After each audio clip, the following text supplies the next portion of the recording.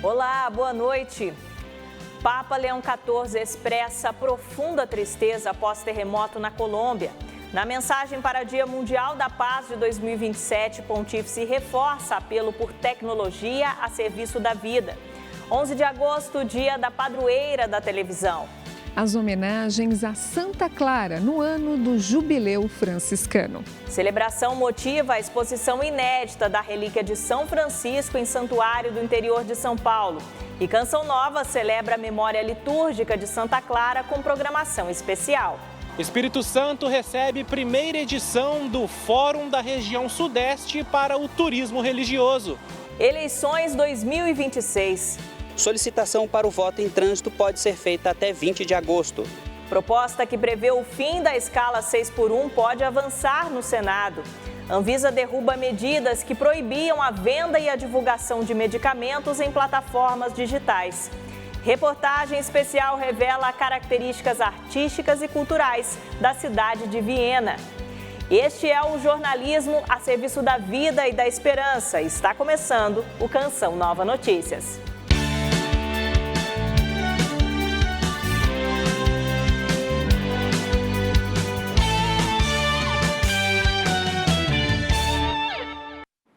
O Papa Leão XIV manifestou solidariedade às vítimas do terremoto na Colômbia, que deixou mais de 200 mortos e centenas de feridos.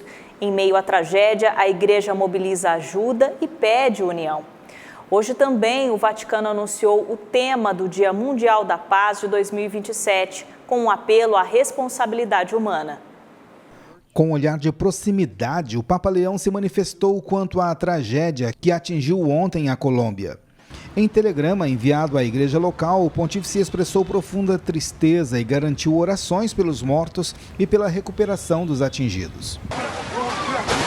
O terremoto mais forte na Colômbia desde 1979 deixou mais de 200 mortos, cerca de 900 feridos e milhares de desaparecidos. Desabamentos e danos na infraestrutura afetaram diversas cidades. O governo decretou estado de calamidade e as equipes de resgate seguem nas buscas. A Conferência Episcopal Colombiana e a Cáritas se mobilizaram para apoiar as áreas atingidas com ações de assistência e bancos de alimentos. O cardeal Luiz José Rueda, arcebispo de Bogotá e primaz da Colômbia, pediu que a tragédia se transforme em oportunidade de fraternidade. Segundo ele, é hora de superar divisões, buscar o bem comum e reconstruir não apenas as casas, mas também os laços entre as pessoas. A igreja foi afetada pelo terremoto, mas estamos aqui, comentou Yanine, da paróquia Ascensão, em Cali. Mesmo com danos na estrutura, os paroquianos se reuniram para a missa. A comunidade buscou na igreja um lugar de conforto e oração em meio à destruição. Yane diz confiar na proteção misericordiosa de Deus, que dá força àqueles que perderam entes queridos e bens materiais, e motiva a todos a não perder a fé e a continuar rezando. No telegrama, Leão XIV agradeceu aos socorristas, profissionais de saúde e voluntários envolvidos no atendimento às vítimas e pediu pela intercessão da Mãe de Deus força espiritual e esperança cristã para o povo colombiano.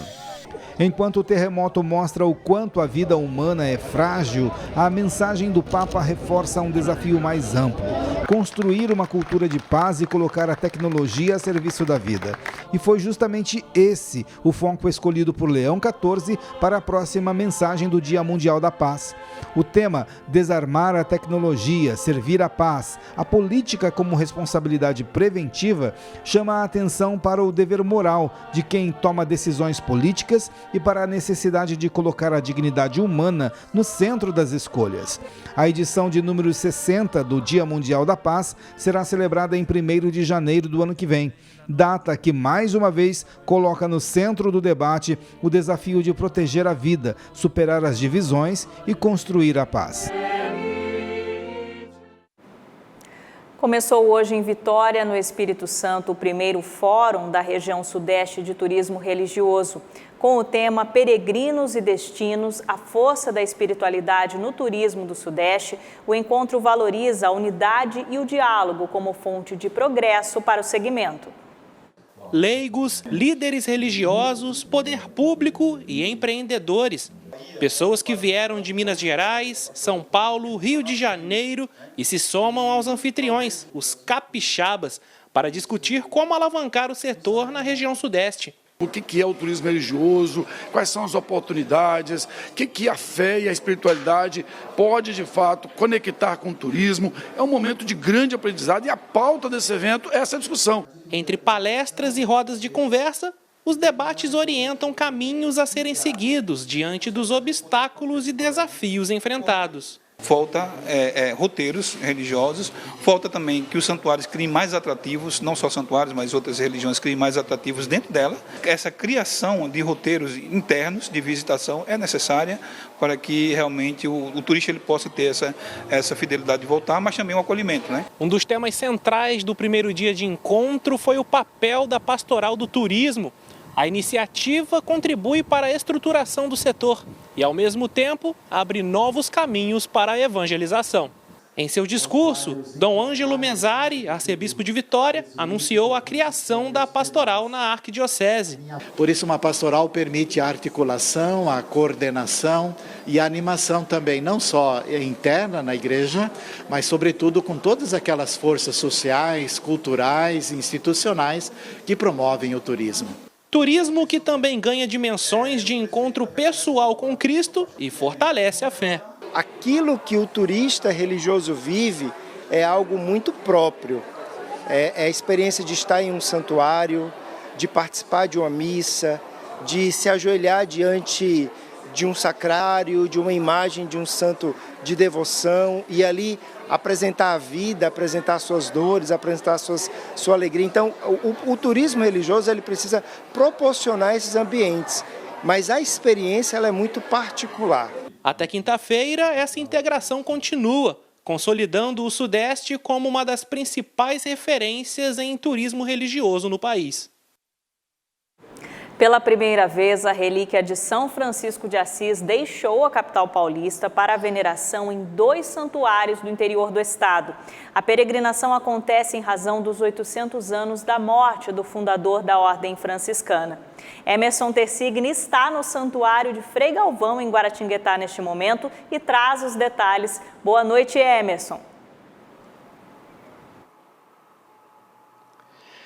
Oi, Fernanda, boa noite para você, boa noite para todo mundo que acompanha o Canção Nova Notícias nesta noite. Noite que, por sinal, especial para toda a família franciscana. Já está aqui em Guaratinguetá, no interior paulista, no Santuário de Frei Galvão, a relíquia de São Francisco de Assis, justamente para celebrar, para recordar então os 800 anos da morte de São Francisco, o trânsito de São Francisco, como assim a igreja chama, fala. E além de São Francisco, também tem outras 2 relíquias no mesmo relicário, de São Tiago Maior e também de São Pedro. Então, sem dúvida alguma, neste dia de Santa Clara, um dia de festa e de muita fé e devoção para a família franciscana e para toda a nossa região.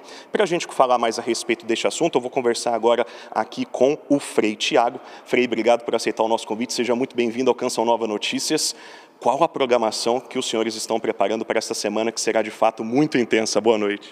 Então, boa noite, meu irmão, boa noite para você também que acompanha esta programação. De fato, com a presença da relíquia de São Francisco, nós queremos proporcionar aos devotos de São Frei Galvão, à comunidade local, a participação nesta celebração. Então, durante toda a semana, nós teremos aí uma programação para poder propiciar aos devotos esse contato com a relíquia de São Frei Galvão. Amanhã ela vai marcar presença no seminário franciscano, próximo aqui da nossa fraternidade.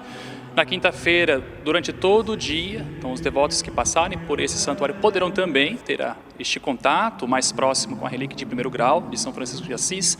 Na sexta-feira também. No sábado, nós teremos às 14 horas a encenação da passagem de São Francisco de Assis para a vida eterna. E às 3 horas da tarde, a missa presidida por Dom Leonardo Starne, arcebispo de Manaus. Na segunda-feira, nós teremos a missa às 13h30, televisionada, também transmitida pela TV Canção Nova. Portanto, nesses dias, para aqueles que têm esse amor, esse carinho para com São Francisco de Assis, aqui no Santuário do Primeiro Santo Brasileiro, poderão participar conosco dos festejos que recordam, portanto, 800 anos da Páscoa definitiva de São Francisco de Assis. Perfeito, Frei. Muito obrigado pela sua presença e pela sua participação conosco. É uma programação de fato muito intensa. A Canção Nova também receberá a partir da semana que vem, na próxima terça-feira. As relíquias então chegarão na Chácara de Santa Cruz, em Cachoeira Paulista. É um momento muito forte para toda a região do Vale do Paraíba, que sem dúvidas poderão então fazer a experiência com Deus a partir de São Francisco de Assis. E a gente agora confere uma reportagem da nossa repórter Aline Imércio, direto da capital paulista, que acompanhou justamente este início de peregrinação das relíquias direto de São Paulo para cá, para Guaratinguetá. Tivemos uma missa então no Santuário de São Francisco de Assis, no coração da capital. Vamos acompanhar. Uma manhã marcada por um feito histórico em São Paulo. É a primeira vez que a relíquia de São Francisco de Assis, de primeiro grau e venerada no altar-mor do Santuário Franciscano, sai em peregrinação nas ruas da capital paulista. 11 de agosto é o dia em que celebramos Santa Clara de Assis. Hoje nós escolhemos também para colocar em peregrinação a nossa relíquia de São Francisco aqui do santuário, que vai percorrer o Vale do Paraíba, vai a Guaratinguetá no Santuário Frei Galvão, vai a Canção Nova. Foi lindo, lindo, lindo. Clarear nossa mente, né? Que Santa Clara clareia a mente de todos nós. Nos fortalece sempre na fé, na saúde e no amor. Relembrando a amizade entre São Francisco e Santa Clara, o Santuário Franciscano aqui em São Paulo promoveu uma programação especial com o tema Clara de Assis, Farol da Esperança no Jubileu Franciscano, em homenagem aos 8 séculos da morte de São Francisco. E dentro do Jubileu Franciscano, Santa Clara quer nos mostrar o quanto o abraço do Cristo pobre ao modo de Francisco pode tornar uma pessoa realizada e fecunda em sua vida. Diz a tradição que a italiana Clara tinha 19 anos quando resolveu seguir os passos de Francisco de Assis e trocar sua nobreza por uma vida humilde e de evangelização. Assim nascia uma amizade evangelizadora. Observando Francisco, com seu testemunho, com a sua coragem, com a sua ousadia, resolveu também lançar-se nesta aventura de amor que é o seguimento de Jesus Cristo, as pegadas do Evangelho. Sabemos que Clara foi aquela que foi capaz de dar uma palavra a ele que o reanimou e o colocou em condições de viver seus últimos anos. São Francisco teve em Santa Clara um grande auxílio do próprio Cristo. E Santa Clara teve em São Francisco uma verdadeira inspiração, porque ele deu os primeiros passos. Para aqueles que querem compreender melhor a força do carisma franciscano, a mesma não se dá somente na pessoa de Francisco. Acontece também olhando para Santa Clara. Francisco na vida da itinerância, na missão, e Clara a partir da dimensão da contemplação. O Congresso Nacional está em meio a uma semana de esforço concentrado para votar pautas consideradas prioritárias. Vamos a Brasília agora, onde a repórter Júlia Rezende traz as atualizações direto do Senado. Boa noite para você, Júlia. Boa noite, Fernanda, e a todos que nos acompanham. O plenário do Senado tem 5 propostas na pauta da primeira sessão deliberativa desta semana de esforço concentrado no Congresso Nacional antes das eleições. Agora há pouco foi aprovado o projeto de lei que cria o Programa de Desenvolvimento da Indústria de Fertilizantes. A medida concede um fundo de até 10 bilhões de reais para incentivar investimentos no setor e fortalecer a produção nacional. Outro tema que segue no radar dos senadores é a proposta que acaba com a escala de trabalho 6x1. A expectativa de avanço da matéria aumentou depois da reunião realizada na semana passada entre o presidente Lula e o presidente do Senado, Davi Alcolumbre. A ideia da força-tarefa desta semana é acelerar a votação de projetos considerados prioritários antes do primeiro turno das eleições. Volto com você, Fernanda. Ok, Júlia, obrigada pelas informações então ao vivo, direto de Brasília. Os eleitores que não estarão no domicílio eleitoral no dia da votação podem solicitar o voto em trânsito até o dia 20 deste mês. O pedido pode ser feito no portal da Justiça Eleitoral. A transferência temporária da sessão eleitoral pode ser solicitada até 20 de agosto para votar em outra cidade no primeiro ou segundo turno. O pedido pode ser feito pelo site da Justiça Eleitoral ou em um cartório eleitoral. O eleitor pode solicitar o voto em trânsito para cidades diferentes entre o primeiro e segundo turnos. Se a transferência for para uma cidade dentro do mesmo estado, é possível votar para todos os cargos em disputa. Já se o eleitor estiver em outro estado, o voto fica restrito para o cargo de presidente da República. Durante o prazo, o eleitor pode trocar a cidade ou cancelar o voto em trânsito. Depois, não serão permitidas alterações. Quem tem título no exterior pode solicitar o voto em trânsito no Brasil, mas quem está fora do país e mantém domicílio eleitoral no Brasil não pode fazer o pedido. O voto em trânsito está previsto em lei e permite que o cidadão que não estiver na sua cidade, ele mantenha a possibilidade de votar. Quem estiver fora do domicílio eleitoral e não puder votar deve justificar a ausência pelo e-título no dia da eleição ou em um cartório eleitoral em até 60 dias. A Agência Nacional de Vigilância Sanitária liberou a entrega de medicamentos por meio de plataformas digitais e aplicativos. O órgão reforça, no entanto, que as empresas devem cumprir as normas sanitárias em vigor. A Anvisa revogou medidas que proibiam a comercialização, distribuição e a propaganda de medicamentos em plataformas digitais e aplicativos. A agência, no entanto, esclarece que a mudança não significa autorização automática para a venda de medicamentos por esses canais. A medida ainda depende de uma regulamentação específica que será publicada pela própria Anvisa. O órgão também reforça que as empresas deverão cumprir todas as normas sanitárias em vigor. Segundo a agência, a decisão foi tomada após um questionamento sobre a lei que permite a farmácias e drogarias licenciadas contratar plataformas digitais e serviços de comércio eletrônico para a logística e a entrega de medicamentos aos consumidores. A paróquia São Paulo da Cruz, localizada na zona oeste da capital paulista, adotou uma tecnologia sustentável para combater a infestação de cupins.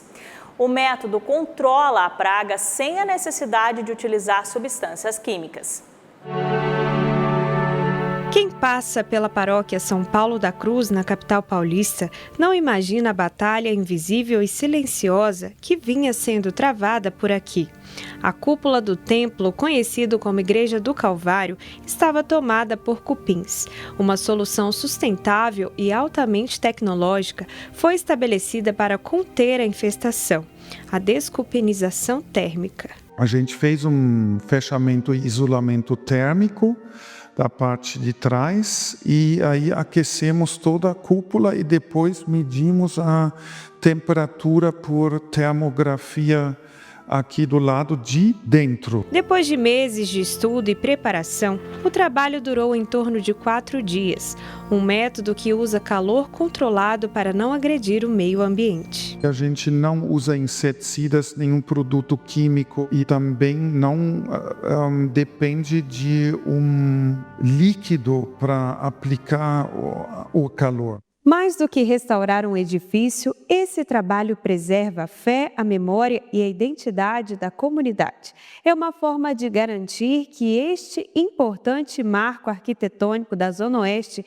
continue acolhendo os paulistanos pelas próximas gerações. Ela, como um espaço de espiritualidade, tem servido muito à população para que as pessoas possam vir aqui e se servir deste lugar de oração. No ano do centenário da paróquia, famosa por suas quermesses e pelo forte papel comunitário no bairro, a igreja se tornou um modelo de como a tecnologia pode contribuir para preservar as referências históricas. A equipe acabou tomando conhecimento dessa nova tecnologia, de não usar veneno, na madeira para matar o cupim, mas usar a temperatura, porque não danificaria muito, apesar de já ter o risco ali do cupim infestado, então pioraria ainda com o veneno as coisas. Então isso nos alegrou muito, essa nova forma.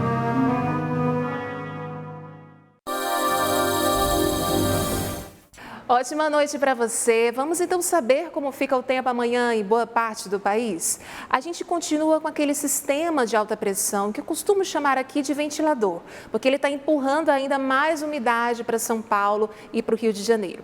E a frente fria, hein? Pois é, ela já está no mar, na altura da Bahia, e por isso que hoje já começou a chover por lá. E amanhã essa chuva vai apertar ainda mais, tá? Agora, quando a gente olha para o centro-oeste, interior nordestino, também em algumas áreas de Minas Gerais, a umidade relativa do ar fica ainda na casa dos 30%, justamente por causa dessa secura toda nas regiões e pelos vários dias sem chuva. Agora, nesse próximo mapa, a gente pode ver que em boa parte do país o tempo permanece firme, chove apenas onde está esse verde mais claro. E no Rio Grande do Sul, as condições melhoraram, as condições de tempo nos últimos dias, mas amanhã tem previsão de chuva forte para os gaúchos, tá? E olha, gente, o calorão continua amanhã, principalmente no Tocantins com 33 graus, também no Amazonas, em Goiás, Cuiabá disparando com 36 graus. Fica mais fresquinho só em São Paulo com 23 e em Minas Gerais com 28 graus. Uma boa noite para você. Neste mês, a Canção Nova completa 29 anos de missão em Aracaju. Para celebrar essa trajetória de evangelização, atividades específicas já movimentam a casa durante esta semana. O ponto alto será o acampamento Terra de Milagres, que acontece no próximo fim de semana.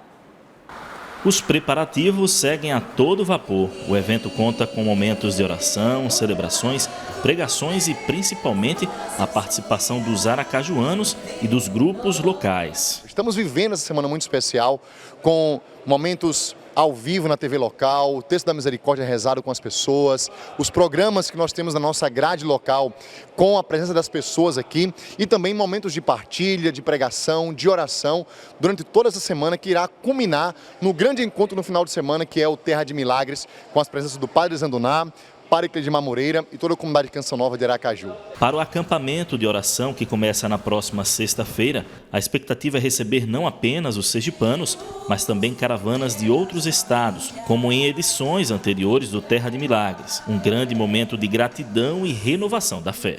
Há 29 anos, a Canção Nova dava um passo decisivo com a aquisição de sua primeira geradora de TV aqui em Aracaju.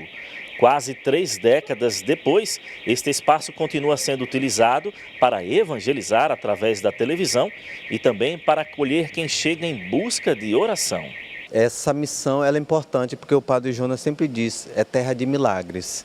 E como é terra de milagres, nós precisamos estar lembrando para o povo que a ação de Deus neste lugar ele é importante. Por isso estamos reunindo o povo nessa semana com a programação de uma espiritualidade da misericórdia, do Texto da Misericórdia, os nossos grupos próprios aqui da casa, que faz parte da Casa de Missão, essa semana eles vão estar junto conosco. Mais um ano que a Canção Nova celebra, fazendo aquilo que ela foi feita para fazer, né? Realizar a salvação das almas através dos meios de comunicação e também dos nossos eventos. Portanto, celebrar os 29 anos é celebrar a vontade de Deus para o carisma Canção Nova. E é claro que nós queremos convidar você de Aracaju, de Sergipe, de Alagoas, de toda a região, para comemorar conosco esses 29 anos da Canção Nova aqui em Aracaju. Uma semana repleta de eventos, todas as tardes a Canção Nova te acolhe para vivermos momentos de espiritualidade e nesse final de semana um acampamento Terra de Milagres. Deus abençoe.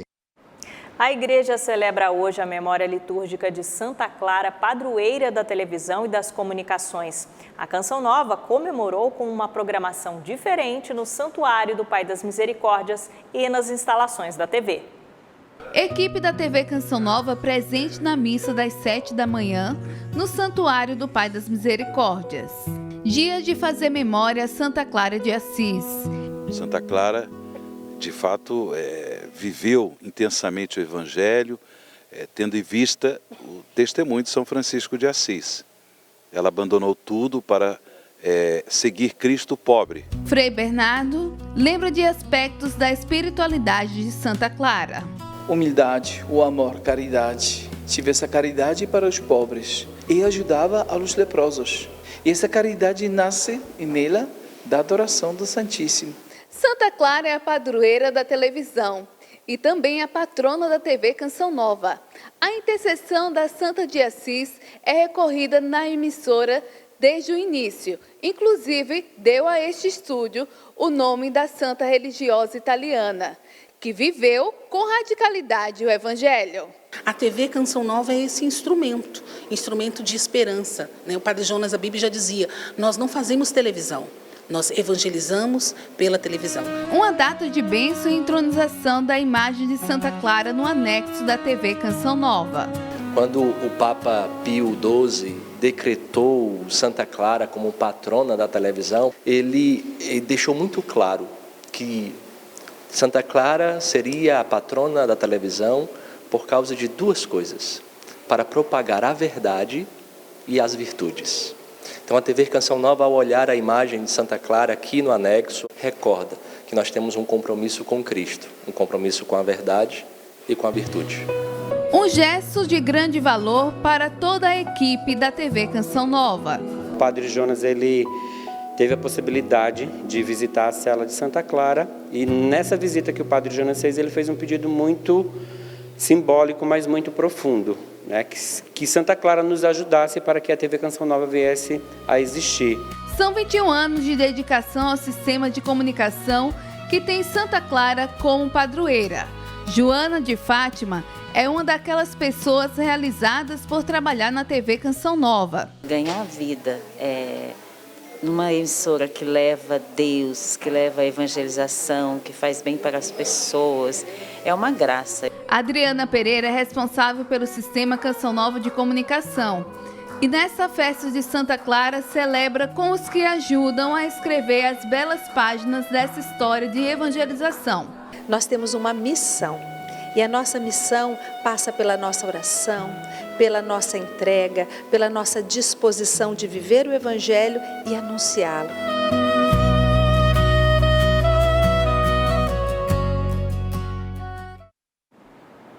Como vimos na reportagem, entre tantas virtudes conhecidas pelos devotos, Santa Clara foi exemplo de caridade e piedade cristã por viver na prática o Evangelho, distribuir esmolas e atender com disponibilidade as pessoas necessitadas.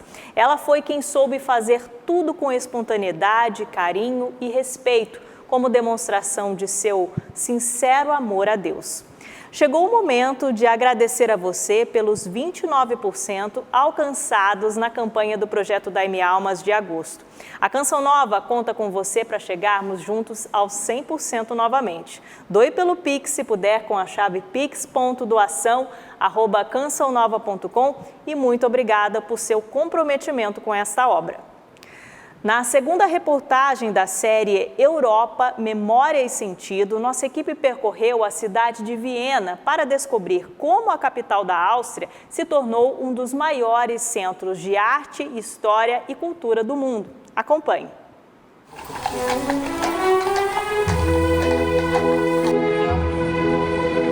Há cidades que impressionam pela beleza, outras pela história. Viena consegue reunir as duas coisas. Caminhar por estas ruas é atravessar séculos em poucos passos, como se cada edifício guardasse uma pergunta deixada por quem viveu antes de nós.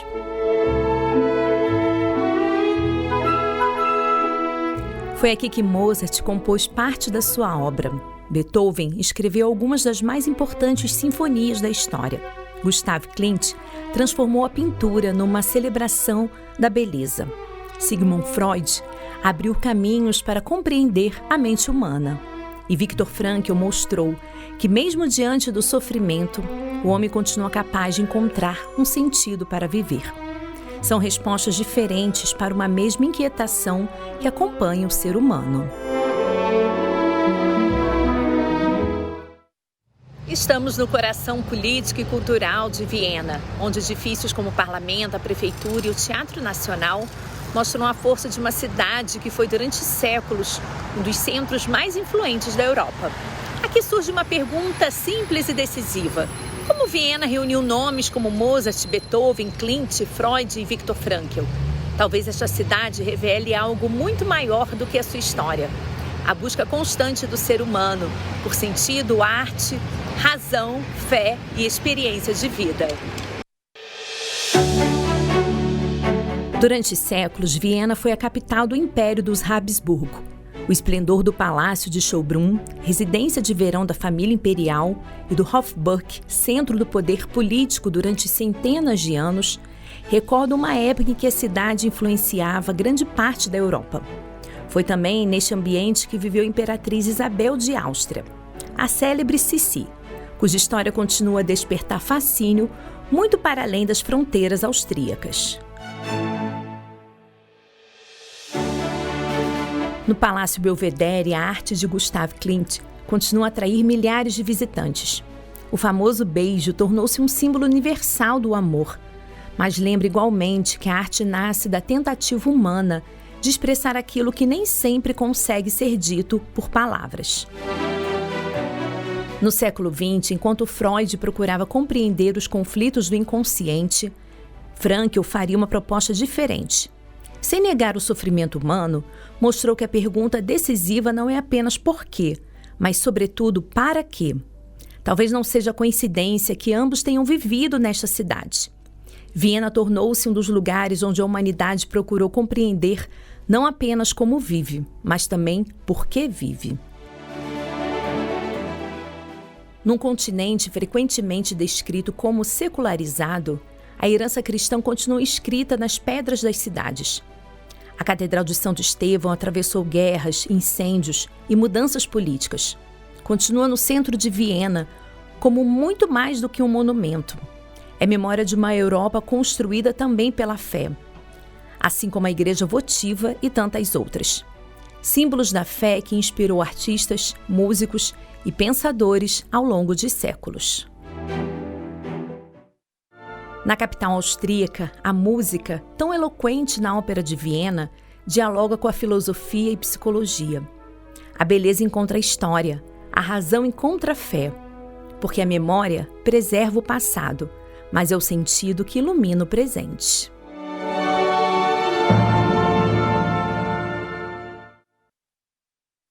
Mais que um lugar, é uma inspiração para todos nós, não é? Na reportagem de amanhã conheceremos a história do último imperador da Áustria exilado na Ilha da Madeira, o beato Carlos I. No portal noticias.cançãonova.com ou no YouTube, @cançãonovajornalismo, você encontra as reportagens que exibimos hoje.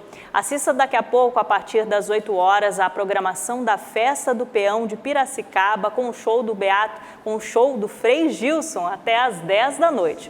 Logo depois, tem PHN ao vivo. Excelente noite para você e sua família e até mais!